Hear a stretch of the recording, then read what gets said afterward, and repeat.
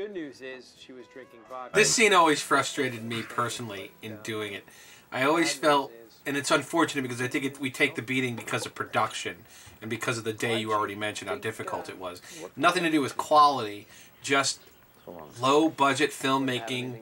You know, we're pushing through the scene. I always felt like me personally as a performer, I felt confident in what we were doing, but I just felt like I wanted more time to really flesh it out and find the James Ferguson, ladies and gentlemen. Yeah, there he is. Fire that guy. What's he doing in there? Nice hat. But I always felt like I pushed through the scene a little more than I wanted to.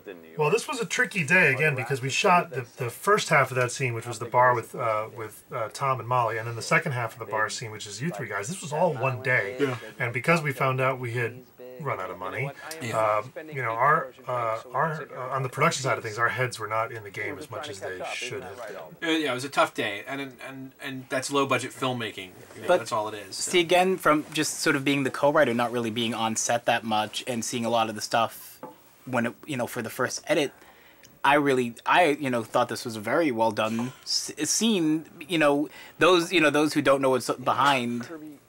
Yeah, no, I agree. I don't disagree with what we end up with. I think is great, obviously, but in the perspective of like trying to accomplish so much under a lot of pressure, and it seeps into the production. When it's low budget, you can only get shielded so much, and James and everybody did a great job of trying to protect us so that we could just focus on performance, and I think we're all grateful for that. But you can't help it. You can feel it. It's the air and the tension is palpable. Yeah, and that's that tension and just running to and fro. Yeah, but that tension sort of comes back on screen. You know, I've been in this conversation where three people are not really happy to be with each other. Right. You know what I like about this is that a friend of a friend commented when they saw the film that they like this because they're talking about something. You know, these guys are having a real conversation, and there's a couple of levels going on of what they're actually talking about, which I think is kind of cool. I'm sorry, was that a little crass? And you're really exploring the three-person dynamic between the three guys here. Excellent. How hard Oh, wait a minute. So how must this have been to still get to be light and shoot? I mean, just your cinematographer, he was just... Josh was great. Yeah, Josh was just fantastic. Taking a vow in front of a lot of people sitting around talking. Yeah. And again, he squeezed this out of a Canon XL2 with a set of lenses. I mean, with a set of nice lenses, and that is not easy. What? Lynn and I haven't... He's drinking everybody's... It's very subtle, but... Yeah.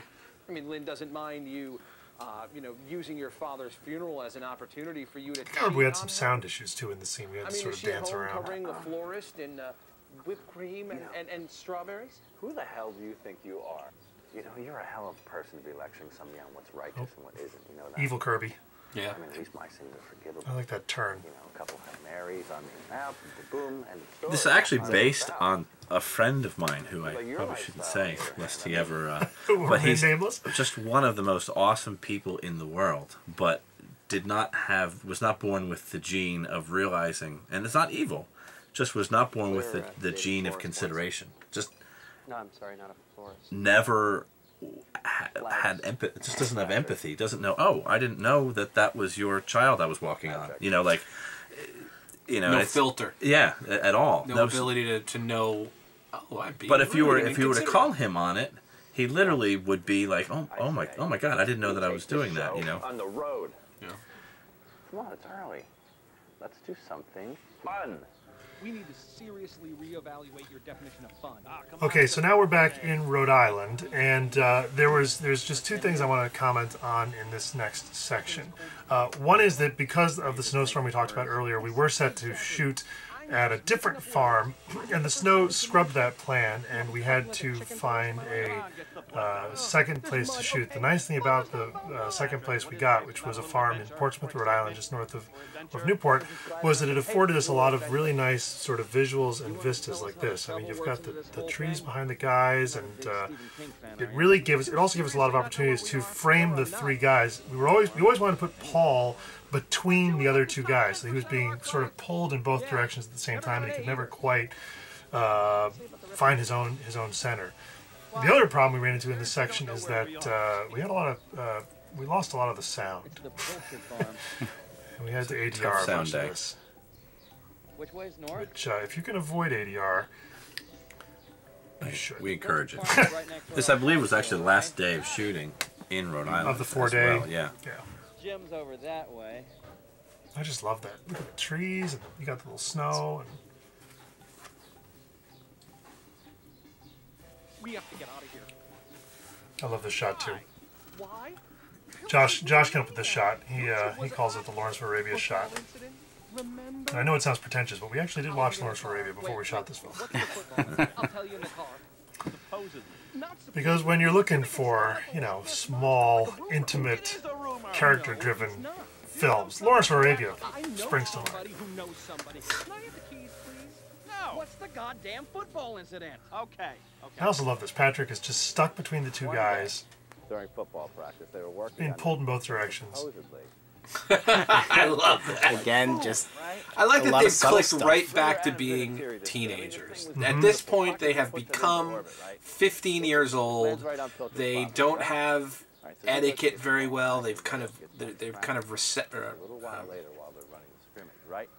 Hut, boom. They've immediately gone Regressed. right back to it, yeah. regressed. and in the writing, that was one of the James would sometimes, is there motivate, like for this reason, but like, like is Kirby right for feeling this way, for feeling a little ignored? I'm like, but it's very high school. They very regressed to high school, and that's how you feel. If you're not getting enough attention in high school because somebody else is paying attention to the other friend, you're gonna have a little hissy fit. Well, that's what I like about this whole section is that it's the subtext of this section. It's like what they're talking about isn't really what they're talking about. You can believe whatever you want to believe. But they do, not only have they emotionally gone back to high school, but they're still resolving old high school arguments about the truth of something or not, or what somebody did on the prom night, or, I never understood why Pilchard would be in a spot.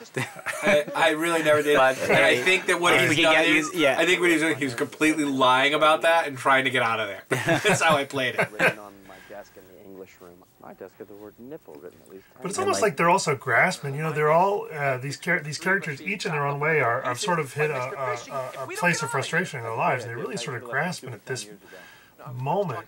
They're trying to reach back and hold on to something that doesn't really exist anymore. Yeah, I hate it here in this field. This is another what we call 12-page scenes, and fortunately we're in just a stunning location. Tom, you do so well here. It's so good. You do a great job here. I was always trying to work up to you, in my opinion, in You're a this hard scene. worker. It's not like you wouldn't be able to plant stakes. But this was this was rehearsal. I mean, I think this one actually gave us a little trouble in rehearsal, didn't it? We were trying to find again. We didn't know how we were about the shooting it at rhythm that time, of yeah. it. Yeah. Yeah. Well, it's also tricky because that beat where you're talking about trying to get out of town was somewhere else. There was a transitional beat. It was at the hospital. Yeah. Yes, which we'll get to. Yes, That- yes. Well, we'll wait talk till we about get- later. wait till we This get here is there. what that's one of my favorite things. Just The entire movie. sort of a running gag, and John is just great with it. But he's right there. Look, he's hovering over your shoulder. He's The cast of Watership Down. That's such a James joke. Watership Down's about rabbits. Rabbits, rats, they both start with That R. was an actor inserted just- line with John, and Paul had found the Happy man. rabbits, rats. They both start with R. The only reason I'm not smiling is because I can't walk there's a car back there. Hello. I never noticed that. I'm happy, really. We'll fix it in post. Besides, as long as you and Alden are out there in the But like you were saying, Tom, I think that conversation was elsewhere in the script. Where we wanted to find that beat, and maybe we could have finessed it a little bit. I never noticed that you looked at him there. So Like, does Oh, yeah. Stepich.